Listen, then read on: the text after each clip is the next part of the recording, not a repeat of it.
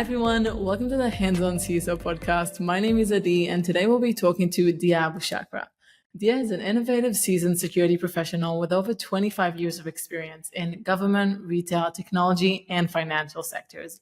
He led security for over 15 years for one of the largest financial institutions in the world, covering not just IT and security, but also third-party risk management, business continuity, and resiliency, as well as business processes risk management. This combination of experience, education, industries, and programs fueled Diaa's success to be recognized 2 years in a row as top CISO to watch for. Yeah, how are you doing today? I'm doing very well. Thank you for this kind introduction, Adi. Happy to be here. Amazing. So happy to have you here. Really interested in hearing how did you even get into security? What led you to this place? Well, I took early in my career, I started off as a system administrator, and I took this class that had a cryptography component into it. And it completely passed through my head. I didn't understand anything at all. So it kind of challenged me and it got me really curious. So I went back and I took a cryptography class again, and I just fell in love. So that was really, it was more of a, hey, I don't understand anything about this topic kind of challenge, how I got into it. Interesting. And then what did your journey look like since? It's been an amazing journey, to be honest. I started off in the help desk, and actually this is a question I get a lot from people, want to get into cybersecurity, how can I get in? Well, first of all, there's no one right or wrong way. You can get in from anywhere almost. The best place that I've seen be sort of an incubator is really the help desk. So my journey took me from help desk to government to technology company, playing with state-of-the-art devices and bells and whistles. And then I found myself at a very large financial institution doing risk assessments and living in my suitcase and traveling all over the place. But mostly it's been really centered around IT and security for the last 20 years or so. Interesting. And what does your day-to-day look like now versus what did it look like in different companies you've been in? Yeah, right now I'm an entrepreneur, founder of a small cybersecurity startup. So my day every day is somewhat a little bit different as you're building a company and a startup. One day you're the marketing, one day you're the biz dev, one day you are the developer, right? So every day is exciting, but I'm spending most of my time actually talking to people, getting some prototypes in their hands, getting some feedback. But generally speaking, when you have a corporate job, though, when I ran a team at a bank, we start off with daily or weekly meetings, depending on the size of your team and whether it's a one-on-one or a whole team. But generally, I connected with my team twice a week, at least the whole team. Everybody went through what they're working on so that everybody else hears and they can share ideas, ask for each other's help. And it also included meetings with my partners, right? It's very important for a security organization to be looking around to cultivate these partnerships. It could be within IT, it could be within business, could be within finance, supply chain, right? Don't wait until you actually need them to start cultivating these partnerships. You should be proactive and trying to do that on a daily basis. But generally included both the team, the business partners, and there's usually an auditor or two in the house, so that usually takes up some time. Interesting. And what made you decide to move from the CISO role, which is also interesting because CISOs, I would assume, tend to be people who are very risk aware, very maybe even risk averse. What made you go from that to being an entrepreneur, starting your own company? Yeah, so this is actually my second attempt in starting my own company. Being a CISO, you almost need these two opposing extremes of the spectrum. You need the business acumen so that you can help your business partners really understand the risk and make informed decisions. It's not up to you to decide what that risk is or not decide what it is, but whether it should be accepted or not. That's usually a business decision, right? So the CISO's job is really to be the eyes and ears of the business and help them make informed decisions. So whether they accept it or not, at the end of the day, that's their decision. On the other end, you almost need to be, and again, depending on the size of the team and the capabilities, but you almost need the technical experience. So if it's a small team, for example, and you have technical functions, they're going to be looking to you to be their technical lead. So you can't really get away with just saying, oh, I'm a CISO, I'm just going to focus on business, right? So depending on the size of the organization, you might need both. I'm an entrepreneur by spirit, and to me, CISO was a role that I went through, as a phase in my career. I didn't start there, and I'm not going to end there. It's part of my journey, and I'm very grateful to have gone through this journey. Now I'm ready for bigger and better things, and that's why I left and decided to restart my startup again. And it really has to do with the pain points and challenges being out there, Adi. 20 plus years in security, I have yet to see comprehensive solutions in cybersecurity risk management that really help the security organization do their job. There are individual tools that will help you do bits and pieces like vulnerability management or endpoint detection or a CMDB or an IAM, but there's no system that is inclusive enough. I'm not even going to say comprehensive, that scares off some people, but even inclusive enough to have these different components built right in. It's really an mission impossible job for CISOs this day to try to figure out how can I reconcile a dozen different systems in my company to be able to make sense of my data. So I set out to fix that problem. Interesting. Do you think that the fact that you're doing it as a former CISO, as someone who was actually in the field, like how much does that affect the way you act, the way you move? Very good question, and very much so, because I'm coming from a practical experience. It's not theory. It's not, hey, we think you need this product. No, the technology that we built was really driven by need, right? So early on, my first launch of the business developed a platform to really help solve a lot of the operational pain points that I ran across, the prior 2 decades. And when I say operational, these are the actual teams that are processing requests, interacting with end users, customers, etc. So, for example, you need access to Monday.com or Workday.com, right? How do you get that? You need to submit the request, you need to get the approvals and whatnot, right? You need to do a risk assessment. How do you do that? Right? You need to identify a framework, ask questions, get survey responses, right? So all of these things, not only is it a program or a framework, but there is the process to actually execute, to manage it, to maintain it, right? So these things typically get left out from the technology.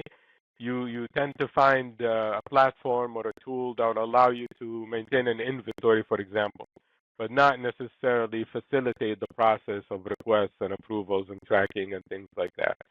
So the business that I built really is, to your point, designed to help solve my problem as a CISO from an operational perspective. So I bring in that hands-on technical experience to the business and to the platform that we develop. Does that answer your question? I think so. I think it's like when you come with that sort of experience, you just sort of pass a lot of potential obstacles that other founders could have, because you already, first of all, you know the people in the industry. Second of all, you know the issues that they're dealing with all the time, and you speak their language. So it's like, it's really interesting to see how this is going to play out. Do you think that over the years, do you think your solution now was as necessary, let's say 2, 5, 10 years ago? Or is this more about how everything is evolving and now it's becoming a big thing? It's a very insightful question. Well, I started the journey almost a decade ago. This business and platform was born really out of my master's studies. and it was designed at the time to address the cybersecurity risk management in very large organizations.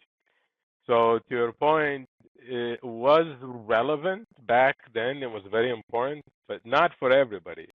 Only if you were really a large organization and had the type of, uh, let's be honest, regulatory scrutiny, right? That you had to get certain things done.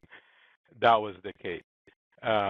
Right now, because of the proliferation of cybersecurity and the fact that almost every company, if you're alive today, you have some sort of digital footprint somehow, right? And if you're doing business online, you need cybersecurity somehow. And I think, to your point, right now is probably the most important time to have something like this for various reasons. One being, we have a lot of new, I'm not going to say newcomers, but it feels like they're new in industry in terms of like healthcare, education, even car manufacturing, dealerships, right? We've seen recent attacks and ransomware and hacking attempts on them. They've historically not invested much in cybersecurity. Now they are, right? So we've also seeing industry shifts from the companies that didn't previously invest to it.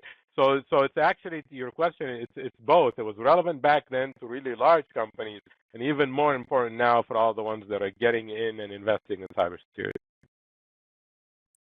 Interesting. Do you think the CISO role changed with the change of the field, or in a different way? Like, how do you think the CISO role now is different than it was back then? Well, so to answer the first part of the question, when you asked it, yes, it has to change, and I'll come back to that. The CISO role today, at least in my opinion, I think is trending towards the right direction. And that is really being a key component of the executive leadership team, having a seat at the table, so to speak. And not just any table, the executive table where the CEO is sitting. And I think that's just evolved based on the nature and role of the CISO in organizations. It wasn't by design. It wasn't like CISOs got up one day, so geez, I think the CEO didn't wake up one day and think I need the CISO on the table with me. No, it's because they've either been told, or they've experienced, or the regulators told them to do so, or they've recognized the importance of that function. So to go back to the earlier point, and I think the CISOs have to start making a stance, have to start vocally expressing their views and visions on where they think they should be. So, for example, I've been in organizations where the CISO was under the CIO, or under the CTO, or under the CRO, or under the CFO, right? There was really no right or wrong place to put the CISO, right? I almost tend to think that CISOs are going through a midlife crisis right now. They're trying to figure out their place in an organization, right? We tend to think now in industry that it's almost very clear that CISOs don't really belong under the CIO. There's just various conflicts of interest there. Not just budgeting perspective, hey, they're going to want to put their budget in DevOps versus security, but also remember, in security, you're in everybody's business, right? Not by choice, but by trade, because the CIO, you're reporting and you're overseeing activities and programs and functions that impact the CIO. So you could be calling out things that don't make them look good. Unfortunately, it happens. But you can also use that rationale for any other department. You can do the same thing for risk, for finance, for whatever else you think you might put the CISO. There's going to be an inherent conflict of interest. Either one, they may not get the priority funding that they need. Number two, they might be put in a position where they have to report on deficiencies that are stemming from their own management activities. And that puts them in a really tough position. So I would say CISOs should be and need to be and must be direct to the CEO in organizations moving forward. That is the only way we can really drive that executive change that we need and have an independent voice. Look at audit organizations. In most places today, they are independent. They don't report to anybody else. They report to the board. And that's because over the decades, we've recognized the importance of that function. Has to be independent. Interesting. Do you think most CISOs would agree with that statement, or do you think that's like a controversial thing? I think more of them are agreeing with that statement because, again, only probably due to their own frustrations as far as trying to get things done in their own companies and running into these prioritization issues between what the CIO needs to do versus what the CISO needs to do.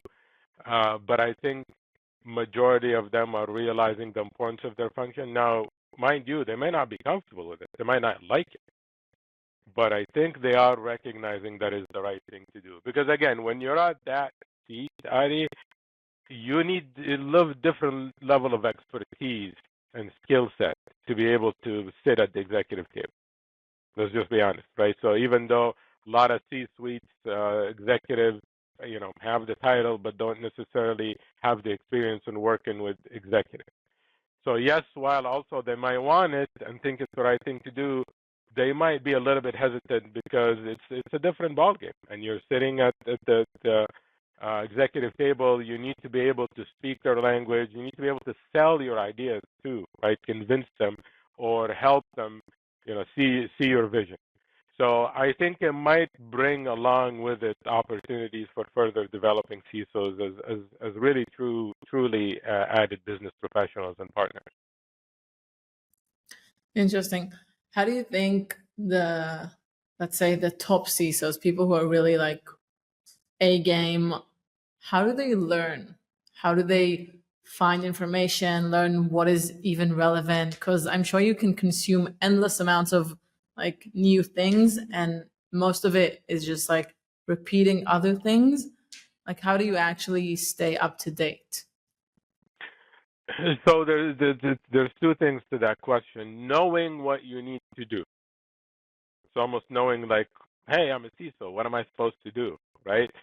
And by the way, if a company hires a CISO and tells them what to do, that's probably a big red flag because you usually hire a CISO so they can tell you what you need to do. So that's the first thing.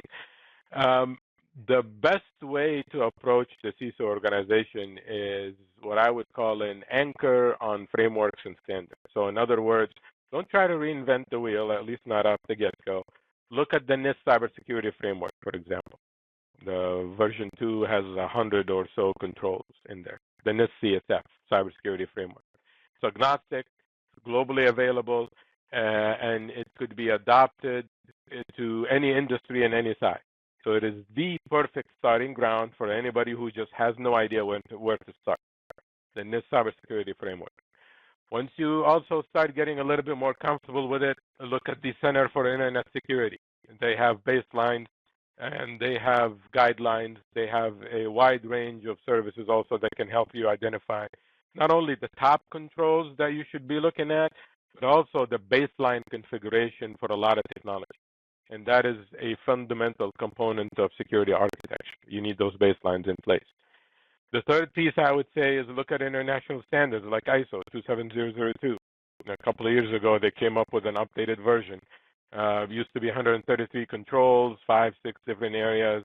They've regrouped them, but roughly around the same number or so. Again, excellent source if you're trying to figure out what does a security organization need to do. Now, keep this in mind also. You don't have to implement every control, but you have to consider it.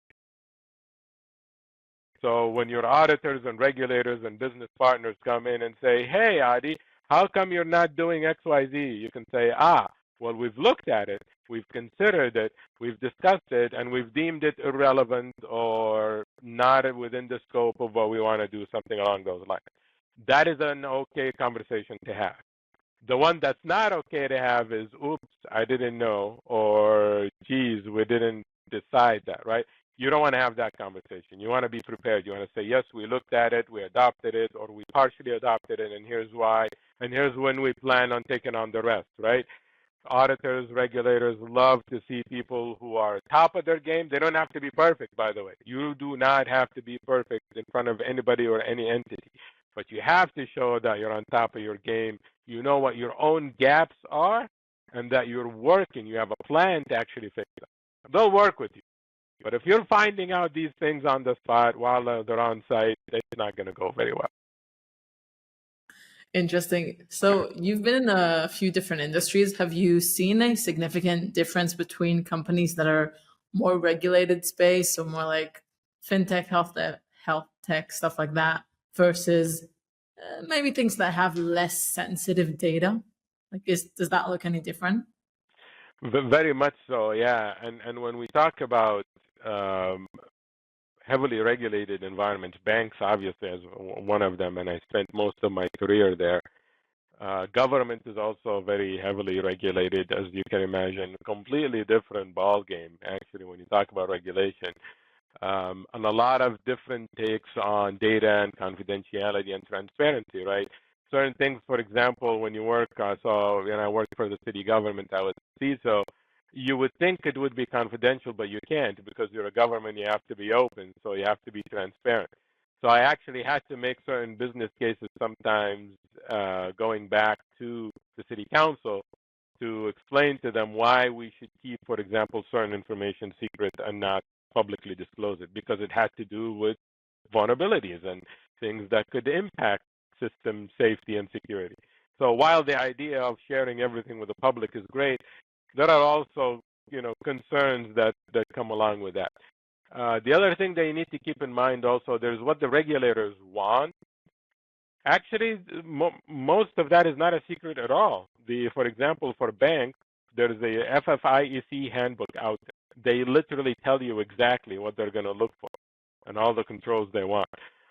It's very comprehensive, though, and it's got many booklets and, hundreds of pages. So if you don't take the time and go through it, yes, every visit will look like a surprise. But if you have taken the time and gone through that, you should be prepared. But that is only a piece of the puzzle. That is only part of the challenge. Other challenges include, what about industry requirements? So PCI is not a law. It's an industry standard. SOX is a law. GLBA is a law, right? But PCI is not. So when you talk about a company as a bank, not only do I need to comply with regulators, I also need to comply with industry standards that I'm a part of. The third piece to that is not only do I need to comply with those two, now I've signed contracts and MSAs with business partners with their own requirements. So as a compliance or security organization, I have to understand all of those three so that I can help the business make sure that they have the proper controls to comply and apply all of them. But it's really, to your point, it's very much different working in a heavily regulated environment than not. Now I will caution a few things, actually, because I've seen this happen, and it's detrimental. When you're in a heavily regulated environment and you haven't invested time in being proactive, you're going to be stuck for a while, and that's a problem. And the reason you're going to be stuck is that if you don't save yourself and get out of it, but what tends to happen is regulators come in, or auditors, or what have you, right? They find issues. They tell you need to fix these issues. Now you reprioritize all your internal projects to fix these issues, right?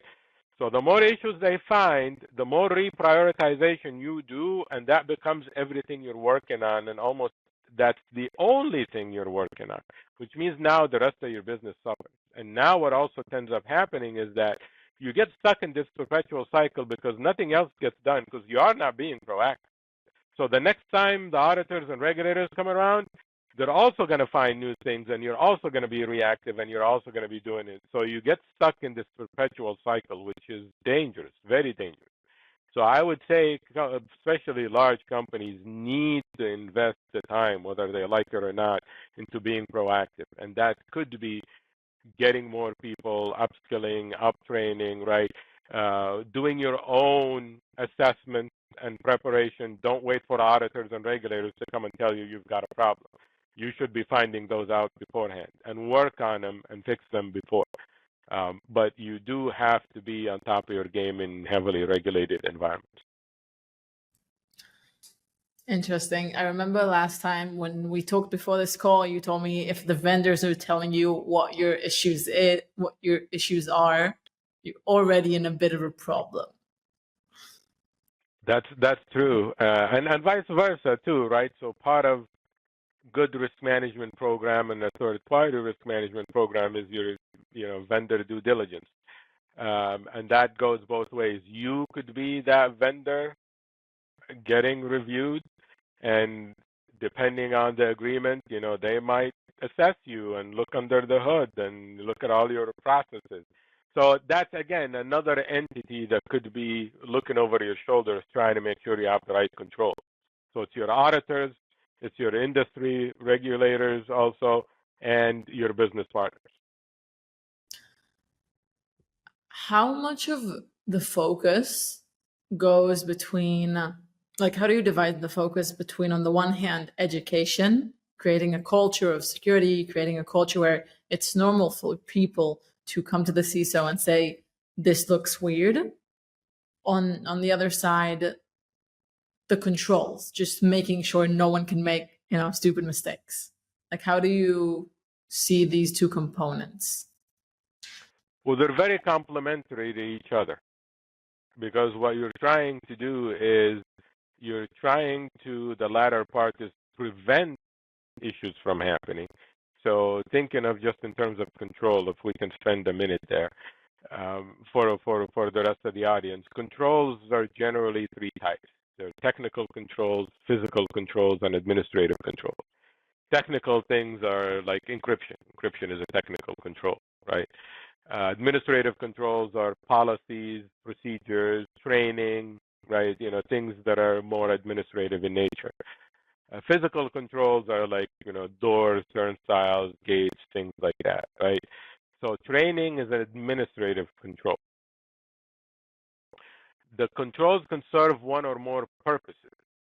It could be an administrative preventative, administrative detective, administrative corrective, or administrative deterrent, for example. So controls have three types, but they also have four different purposes generally. And you can argue five, but generally it's either a detective control, a preventative control, or a corrective control, or a deterrent control. Okay, so training would be considered administrative, and its purpose would be actually to prevent, to empower you with information and knowledge so that you make good choices. Could also be argued as a deterrent, because some of that training includes language. If you violate our policies, we're going to fire you. That's deterrent. So you may not care so much about the security aspect, whatever, but you don't want to lose your job. So that might actually deter you, right, from doing that. That's not what we want, though, right? We don't want to scare people, right? For example, dogs and barbed wire and cameras. These could be considered deterrent controls, right? You see them, you're scared. You're like, I want nothing to do with this, right? So training end users from the standpoint of helping them make the right choices, the best approach, not scaring them, not intimidating them, not pointing fingers at them. That almost never works, right? What you're really trying to do is help the end users. And let's be honest, you're trying to target the 95% maybe, right? The percentile of people who will get it and listen, right? So that they can make informed decisions.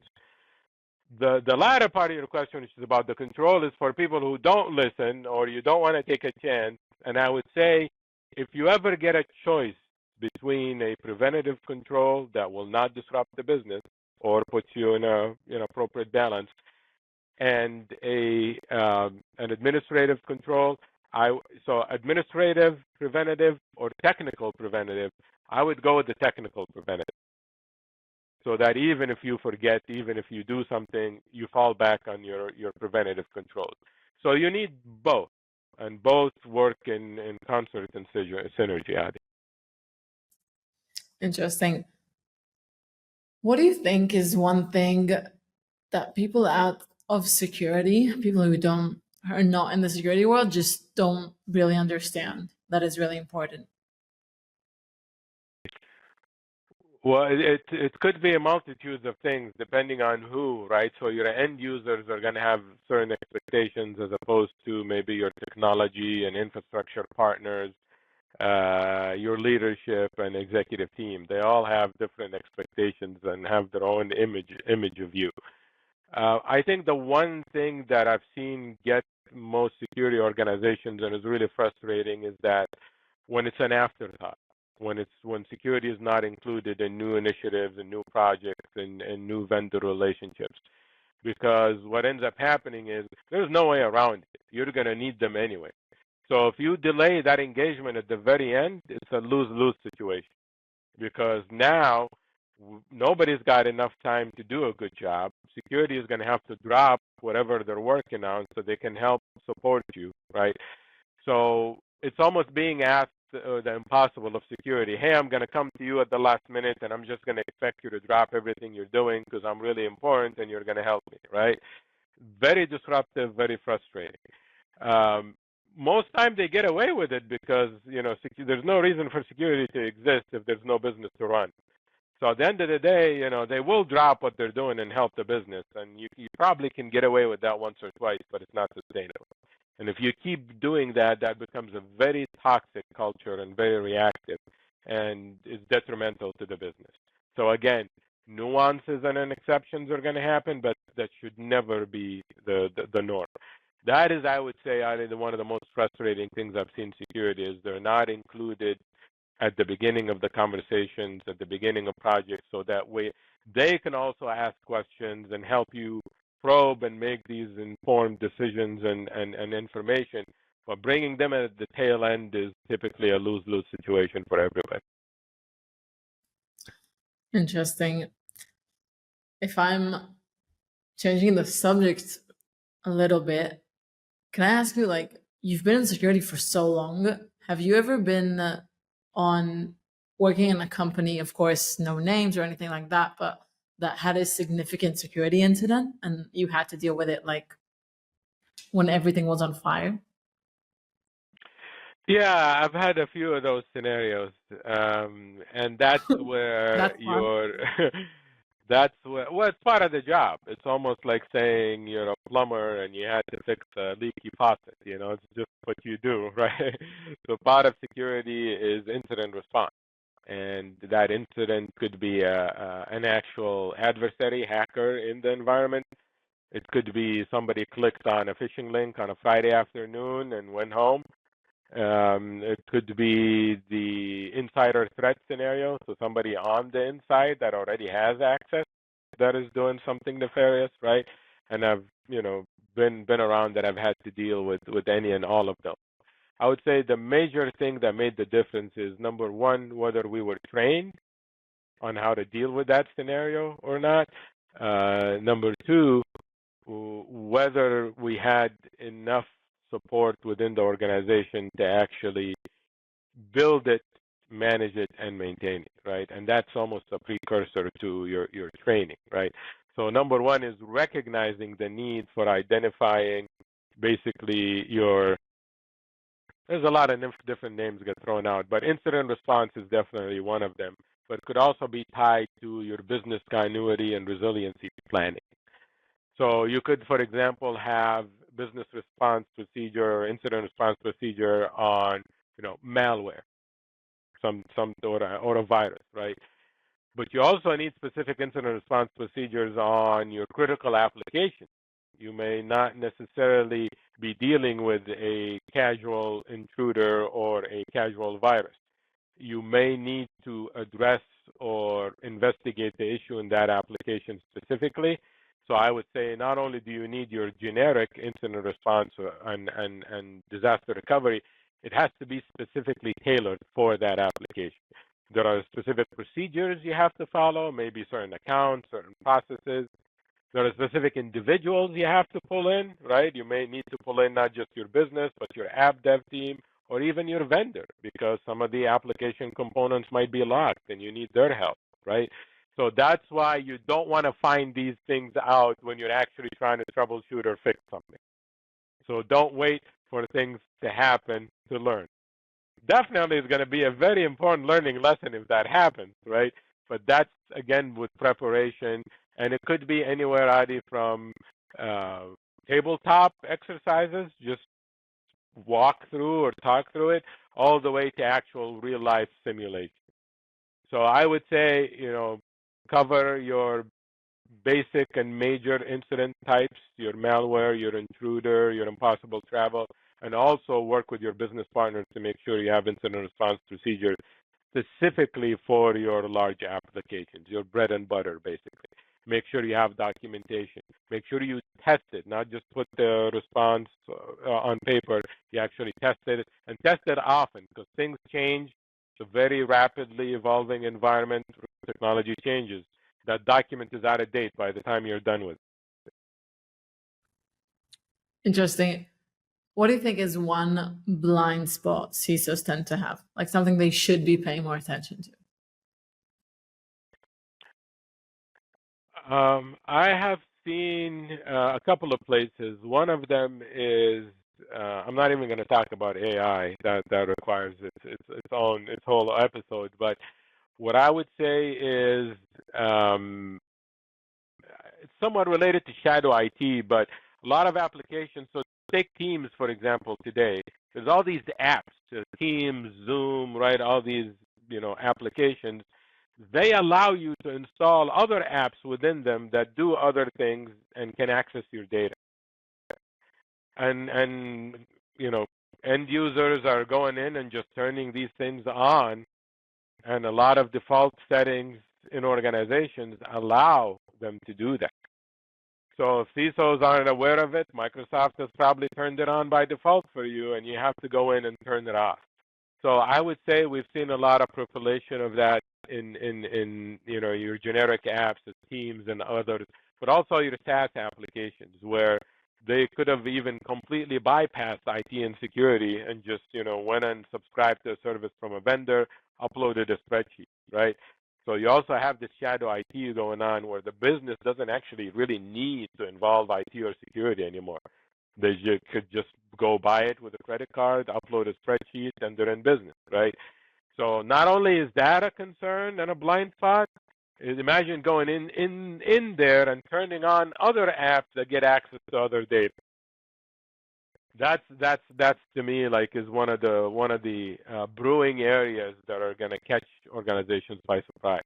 Because a lot of these tools, they're free, but they're getting access to your email and calendar and shared drives, and they're pulling that information back, and who knows what they're doing with it. So that's where companies need to do some of the due diligence. I would say that's a big piece. The other thing is always going to be your third parties and what they're doing with your data, how well is it secured, et cetera. Again, I've done third-party due diligence for years. They are as good as your trust in that relationship, in that program. In other words, you could spend a whole month ripping your vendor apart. When you walk out that door, everything you've done is almost obsolete, because they can just go in and make some significant changes that renders your entire review useless, right? So, while we do these assessments and due diligence, just keep in mind that a point in time, really, they're not eternal, and you're better off reviewing processes and procedures and programs as opposed to individual checkpoints that may be out of date by the time you're done with it. That's really interesting. What you said about the fourth parties, like the things that people can give access to on different platforms. That was really how ClearSight was founded, because the founder of the company had an app on one of the platforms, and he realized that he's getting a ton of data from a lot of different companies, and there was never any process of talking to anybody from security, except for very, very specific companies that reached out about it. And when we reached out to the companies saying, hey, we've been receiving your data and you haven't even turned this on, they were like, oh no, what? I don't know about it. And that's how we got started with understanding this world. So it's so interesting that you see it that way. I'll also ask you, how do you see the balance between business and security? Because in the end of the day, you can block everything, you can say put like technical blocks on everything and impact the how much the business can operate significantly. But then if you don't do it, do you see it as a balance? Am I seeing Right, it? right. It's an art. It's an art. Yes, balance implies um, that you have same or similar or close proximity, right? When you say balance, it almost feels like they're close. They may not be, depending on what industry you're in and what your risk appetite is. Um, the role of security is to help the business make informed decisions.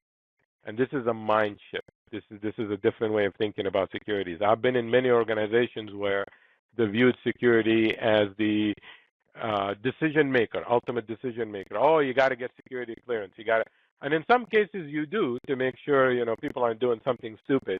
But most of the time, it's a gateway or a check to keep the honest on, right? It's not meant to be the gatekeeper for organizations. So when we're talking about striking a balance, so to speak, um, you really have to understand the industry and domain. That is the key. So successful CISOs have the technical acumen and have the business acumen. Both. You need both. And they have the industry subject matter expertise, industry knowledge. What I mean by that is finance, healthcare, education, manufacturing, right? Knowing the industry so that when you receive, because remember, the CISO isn't out there, looking under every rock, right, and opening every door. They're also relying on information and telemetry from their teams, from assessments, from third party, right? And they're supposed to take all of that, digest it, synthesize it, and relay it to their leadership team to help them make these informed decisions, right? So some of that also depends on the CISO's expertise in that industry.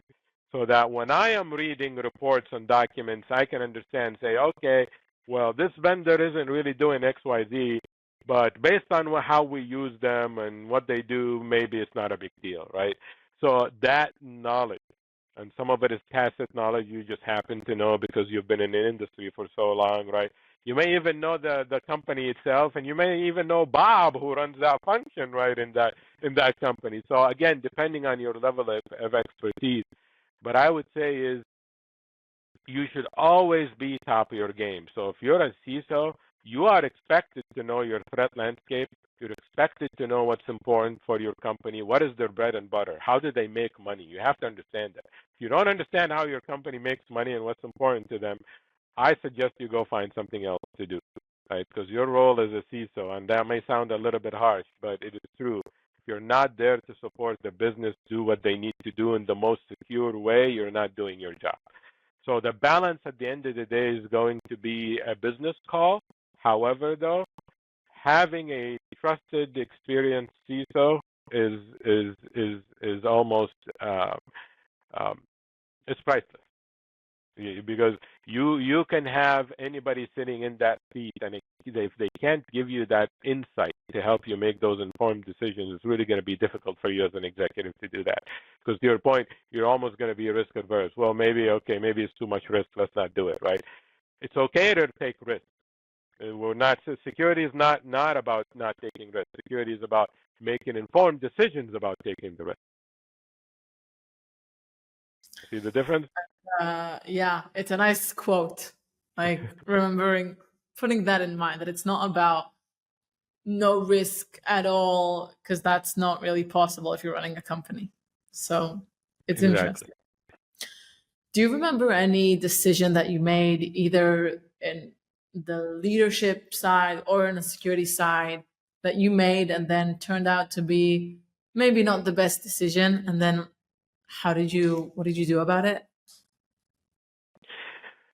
Yeah, that happened to me a couple of times. One of them had to do with how I reorganized my organization. So basically, one of my jobs, um, uh, my group kept growing and growing, and I kept given more responsibilities and building more teams. And at some point, you can't have as many direct reports to you. You need to restructure things, right? So, and that always, again, there is no rule book that you can look through and say, oh, I need one manager here, two over there, and these people should only have 3 versus 4 versus 5, right? There's no magic number or anything. But I think the lesson learned for me really was the skill set that I need to be looking for when I'm appointing or realigning or making people leads as opposed to managers, right? So, for example, one of the things that, and I started emphasizing this from that point on with anybody I ever led, was soft skills, communication skills, presentation skills, right? So I had really, really strong technical people, but they couldn't put 2 slides together to save their life. They just couldn't. And and it was very challenging because, as a director, I relied on my team also to be my eyes and ears. And I ran functions that supported a portfolio of, thousands of vendors. So if you come to me say, hey, Diaa, we need more people, I'm going to listen, but I need more information. Okay, what led you to that conclusion?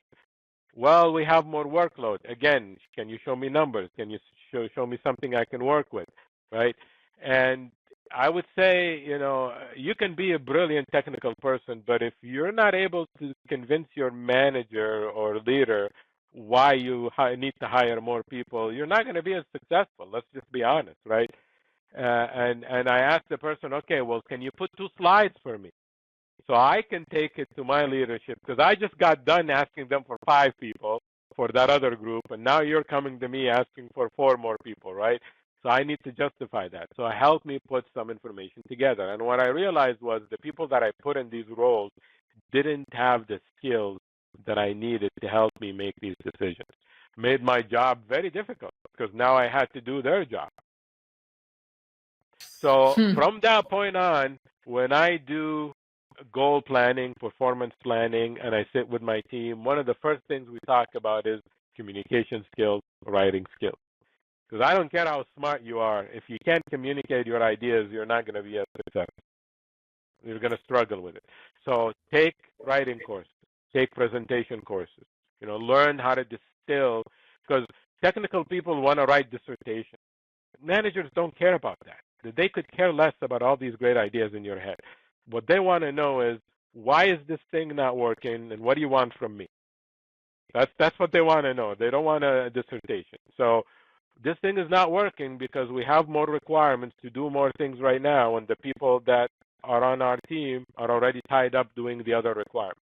That's why this is not working, and we need more people. So the argument could be, okay, well, can we get away with contractors as opposed to full-time people? As a leader, you have to consider that, and you can say, you know what, yes, we could probably get away with contractors. However, you could argue, say, the type of work is very technical, very detailed. It's going to take those people, 6 to 9 months to be able to even understand what we're doing and be productive. So if your contract tenure is almost a year and a half only, you're going to lose a lot of productivity there. So you also need to think about that aspect too. But it was really more around the skill sets on my team and aligning those skill sets with the proper roles on the team. That bit me a few times. Interesting. Do you think that CISOs, whether they have a team or they don't have a team, it's a role that has a lot of different components, like both as an executive, but also as someone who has to be hands-on, has to know what's happening. You're always on, you're always ready for something to happen. You're always ready for something to go wrong. How have you managed to figure out what is the best way to handle that in terms of stress, in terms of not wearing your people out? That's a good question, and I think a lot of people struggle with that, Adi, because the nature of being in security has that inherent in it. You can't get away or get away from it or get around it. So stress is an inherent component of working in security. However, though, it doesn't have to be as bad. It doesn't have to be more stressful than any other job or you crossing the street and worrying about somebody coming in fast. So the best way to get in front of it is to be proactive, is to stay on top of your game, right? Most people, even when we talk about forget about security, most people who are stressed or have anxiety about something, it's either one of two things. Either something you can't do anything about, and at that point you're just torturing yourself. There's absolutely no point in stressing out. Or there's something you can do something about and you're not. That you can do something about. And that is really what I think a lot of CISOs are doing much better, actually. They are spending time talking to their peers in industry. Last couple of months, I was in a dozen different events, and I can't tell you how happy I am and how happy my peers are to be in these venues, to be talking to other peers as well. Because that helps alleviate a lot of that concern. Hey, I'm running into these challenges. What are you guys doing about it, right? So you do need that level of support. Um, and I think it's one of those things where you get better at it as you do it, obviously, as you gain the experience. But um, being proactive in terms of, for example, pre-testing your controls, right? If you think your DLP works great, test it. Try to put something through. If you think your malware and detection processes work great, hire a pen testing company. Come and have them prove you otherwise, right? So some of the stress is also sitting on preconceived ideas that you're going to be great when you've never tested any of that stuff. So don't wait for the auditors or the hackers to present the truth to you, is what I would tell people. You need to find out the harsh truth yourself. And by the way, early bad news is good news. So if you find out early on you have a problem, that's actually good news, because now you actually have time and hopefully resources to fix it. But I would say the last thing is a couple of things. Don't take anything personal. Most of the time, nobody's out there to get you personally. They're just frustrated and upset because the project is delayed or you're asking them to do something they weren't planning for, right? And the other thing is you have to be comfortable with ambiguity. People who work in security, it's not black and white. It's not north or south. You're typically somewhere in between, and you have to navigate that. So you have to be comfortable with things that are not written down letter by letter. You have to figure things out. So some of these CISOs that I saw weren't really successful in their spaces because they're not comfortable with ambiguity. They need things set. And I tell them, I'm sorry to break the news for you, that is not the right career for you. It's just the nature of what it is. So Interesting. What do you think the field is going to look like in a few years? the CISO role, you mean? Or what is it going to look like? What's going to look like in a few years? I didn't catch that Both part. the CISO role, but also the cybersecurity role. Like, what will be the Cyber. focus? So cybersecurity is going to it's actually it's almost a pendulum that swings both ends every few years, and that pendulum is around centralizing and decentralizing the cybersecurity function. So in some of my prior roles, for example, I was around long enough to see the pendulum swing back and forth, where you have in a decentralized organization, security is embedded in the business. So you have your HR team, you have your finance team, and there's somebody from security in finance, somebody from security in HR. That's who they report to. They just happen to be aligned with the security organization. We've also seen the pendulum swing where they're like, nope, this is too specialized. We're going to pull you out of the business, and we're going to put you in a centralized group. So I see this pendulum continuing to swing, and I think it has to do with the one organizational maturity journey. Sometimes it makes sense to decentralize, and sometimes it makes sense to centralize. So depending on where you are in your journey, I see these changes happening quite a bit, actually. I'm more in favor of both. Actually, it's not mutually exclusive. You need certain things centralized, but what companies are struggling with, which I think is going to grow as a function, Adi, is what are being referring to as champions, security champions, or liaisons, or consultants, right? This is somebody who's embedded in the business, but their primary job is to help the business with their security, with their third party, with their BCP, because it's not just security. Remember, when you blow up that image a little bit, you start seeing the pressure on the businesses from all the other groups, right? So we need to have compassion for that. We need to be empathetic. We need to understand that we need to work together with other risk groups to make sure that experience is as smooth and as streamlined as possible. Because chances are my security questionnaire and third-party questionnaire, they have a lot in common, yet we're both hitting up these business partners at two different times and causing confusion. So I think the other thing that's going to happen is maybe a little bit more synergy within the organization and the risk teams, those coming together. And last but not least, as I said, the CISO having the seat at the table, being a direct to the CEO going forward. Perfect. All right. So one final question before we're out of time. And before that, thank you so much. This has been really interesting. I feel like I can feel the intense amount of experience that you've put into this conversation. And also, after I ask you this question, I'm also going to ask you to tell us about the company that you're building right now. And if anyone wants to check it out, then that's super cool. So, okay. So my last question is, what would you advise to someone who is either wanting to get into the security field or wanting to advance to a CISO role? What should they focus on? To the first part, getting into the cybersecurity field, I would say yes, please do.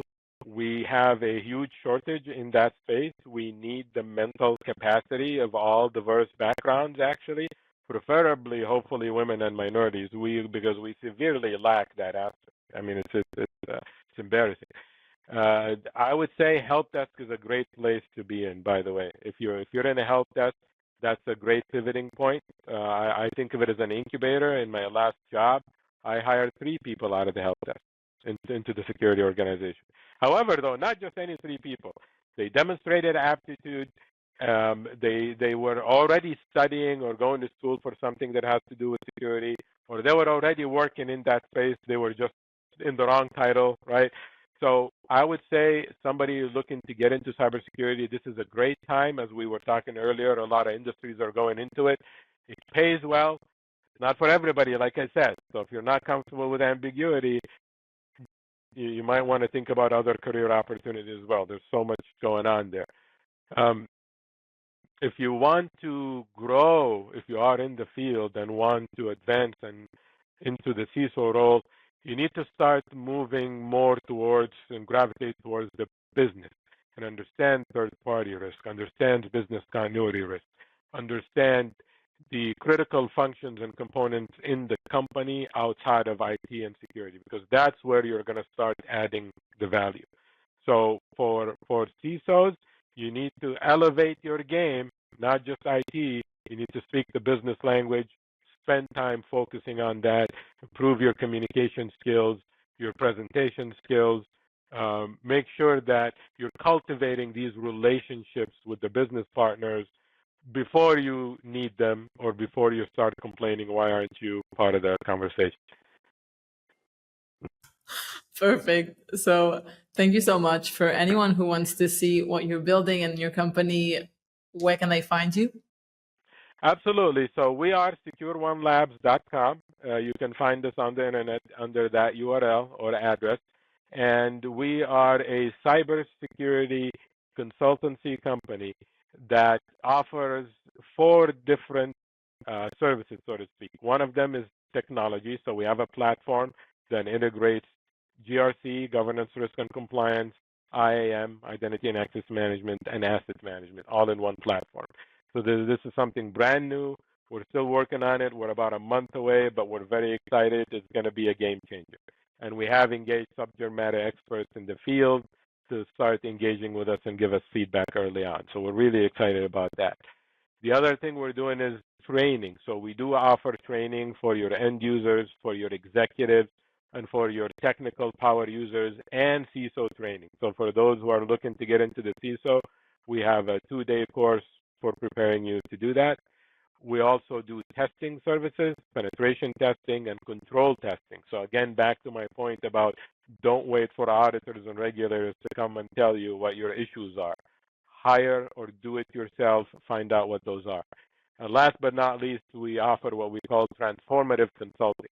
So think of it as you're a company, you're trying to build in an IAM program or a TVM program or a DLP program, but not stuck with the legacy issues that you have. So transformation, the difference between transformation and change is stuck with the legacy, with the old, with the past. Transformation, you can start from scratch with a clean slate. So typically when we approach engagements with companies, we're approaching the latter, transformation consulting, so that if you are trying to change and improve, you're not stuck with what got you into the problem you're in with today. So in a nutshell, we're really positioned very well to help companies manage their cybersecurity and risk with Secure One Labs. Amazing. That sounds very helpful to many different companies. So I'm really happy you shared. And I think that is it for today. Thank you so much, Diaa. My pleasure. Thank you for having me. Talk to you later. Bye.